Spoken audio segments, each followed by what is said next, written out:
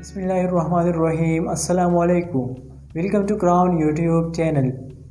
अक्लदार को अक्लदार क्यों कहा जाता है? अक्लदार को अक्लदार क्यों कहा जाता है? ये उम्र की किसी हिस्से में निकलती है। खुदा ने इंसान को अशरफुल मखलूक़ात बना के वो तमाम मखलूक़ात से अफजल है और वो नियामतें अता फरमाए जो किसी और ज़ीरो के हिस्से में नहीं आए।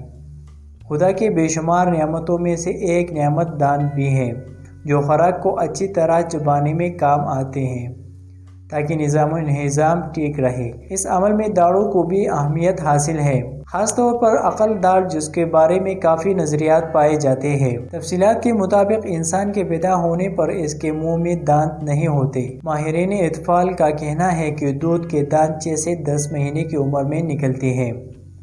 जैसे जैसे ज़िंदगी का सफ़र तय करता जाता बतदरीज दांतों को मुकम्मल होने का अमल पूरा हो जाता है। बड़ों से अक्सर सुनने में आया है कि अक्लदार बालिग होकर निकलते हैं और इसके निकलने पर तकलीफ का सामना भी करना पड़ता है। इसके बारे में भी लोग ये भी कहते नज़र आते हैं कि अक्लदार निकलने पर अकल आती है। ये बहस कोई नई नहीं। थर्ड मोलर को 17 सदी से आम तौर पर अक्लदार के नाम से ही जाना जाता है और अब 21वीं सदी में भी लोग इसके अक्लदार भी कहते हैं। दांतों के माहिरीन का कहना था कि दांतों का आ जाने के बाद सबसे आखिरी में अक्लदार निकलती है और ये अमल इस हिस्से में रूनुमा हो जाते हैं जब 17 से 25 साल की उम्र हो, क्योंकि इस उम्र में इंसान अक़ल व बालिग जवान होता है और इब्तिदाई उम्र की निस्बत ज़िंदगी के इस हिस्से में ज़्यादा इल्म व फ़हम रखता है।